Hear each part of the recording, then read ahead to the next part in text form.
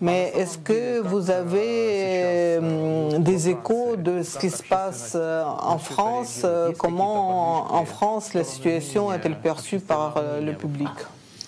Alors les échos que j'ai de France malheureusement ne s'améliorent pas en fait. C'est-à-dire qu'on a des gouvernements français qui sont de plus en plus affidés, inféodés en fait à la propagande de guerre américaine et qui verrouillent complètement les médias, y compris même les réseaux sociaux. On commence à voir des attaques très importantes sur les sites de réinformation qu'on peut trouver sur Internet ou même dans les réseaux sociaux personnels. Et donc la guerre va continuer à être masquée par cette propagande de guerre.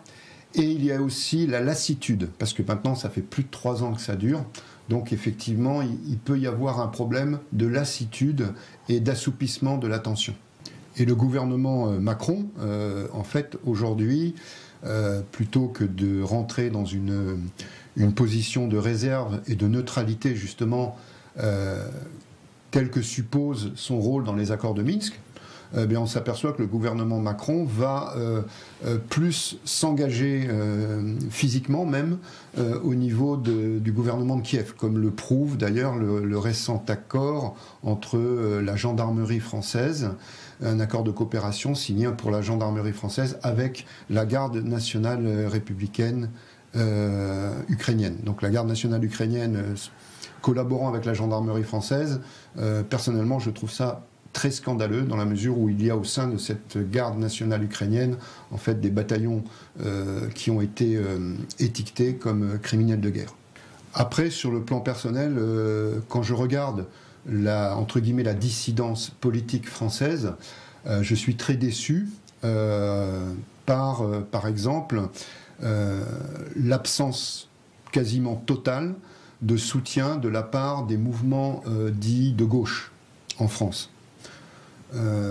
Parce que le Donbass, c'est quand même la révolte d'une république, une rébellion populaire qui donne naissance à une république avec un projet social contre justement une hégémonie ultralibérale portée par les Américains, l'Union européenne et le gouvernement de Kiev.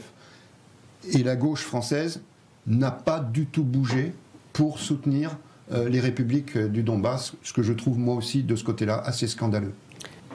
Quant à la nébuleuse nationaliste, donc on va dire de la branche opposée de la droite, on s'aperçoit pas seulement en France mais dans toute l'Europe que la crise ukrainienne l'a complètement explosé. D'un côté, on a ce que j'appelle moi les réactionnaires qui vont être plutôt des nostalgiques, agitant des flambeaux et des symboles, on va dire, fascistes, qui vont se rapprocher du discours ethnocentré de Svoboda, de Price Sector, et de l'autre côté, on a plutôt des conservateurs.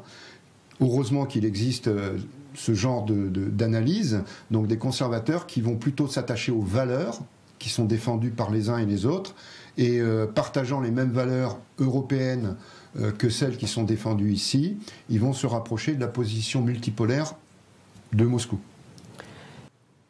Erwan, vous qui êtes quelqu'un qui est venu dans le Donbass de l'extérieur, comment vous voyez la perspective du monde, du pays ukrainien dans le Donbass? Je pense que la conséquence de cette guerre, c'est d'avoir révélé en fait l'artificialité de l'Ukraine, qui était cohérente à partir du moment où elle était intégrée dans le monde soviétique. Quand l'Ukraine était intégrée dans le monde soviétique, elle pouvait vivre d'un seul tenant. Ce monde soviétique ayant disparu, les différences ont ressurgi à la surface, et je pense aujourd'hui, quelle que soit la conséquence de la guerre, que l'Ukraine restera un pays aujourd'hui complètement éclaté.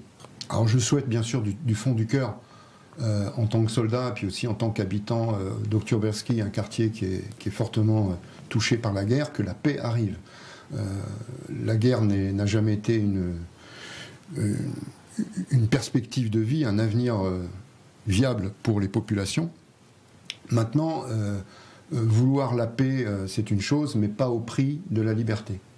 Donc le plus important, c'est défendre les libertés, l'identité et la liberté en général des peuples. Cette expérience militaire me fait, et l'expérience de vie également dans le Donbass, me fait découvrir une dimension, je dirais une dimension de la notion d'empire, qui est différenciée de l'impérialisme, par exemple américain. Cette notion d'empire, pour moi, est une caractéristique et la grande force du monde russe. Elle a traversé les différents âges de la Russie, que ce soit l'âge tsariste, l'âge soviétique ou aujourd'hui l'âge fédéral.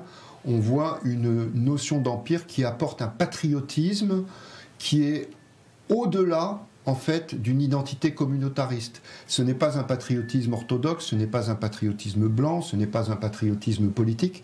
Il y a quelque chose de métaphysique qui unit en fait tous les peuples de Russie entre eux. Et ça, c'est quelque chose qui est extraordinaire pour moi. Dans mon groupe, j'ai un volontaire qui gagnait très bien sa vie comme pêcheur au Kamchatka, et donc vraiment à l'autre bout de ce pays où le soleil ne se couche jamais, comme on dit. Et il est païen, asiatique, et il est venu ici, dans le Donbass, défendre une population russe, européenne et orthodoxe. On a dans le même groupe quelqu'un qui vient de Sibérie. Il vient de Nolinsk, donc pareil, un pays, on va dire, au fin fond de la Russie. Et pareil, il est venu ici parce qu'il éprouve ce sentiment de fraternité par rapport à la population du Donbass. Ça, c'est quelque chose qui, pour moi, conforte mon idéal métapolitique. À la fin de notre programme, je voudrais vous demander, Erwan, si vous avez un message à transmettre, soit aux téléspectateurs, soit à dire quelque chose devant les caméras. Il y a en Europe une guerre qui fait rage depuis bientôt 4 ans, entre la crise ukrainienne du Maïdan et la guerre civile du Donbass. Cette guerre menace l'Europe, c'est une guerre que beaucoup cherchent à cacher, mais qui fait des morts tous les jours, des blessés tous les jours parmi les militaires et les civils qui sont engagés. Il y a une attention particulière à avoir sur cette zone de conflit, car ce n'est pas un conflit ukraino-ukrainien, c'est un conflit qui a déjà des enjeux et des menaces sur le plan mondial. On est sur une guerre qui s'exprime ici dans le Donbass, mais qui est en fait une guerre internationale menée par un monde ultralibéral contre un monde dissident qui essaye de résister à la dictature de la marchandise.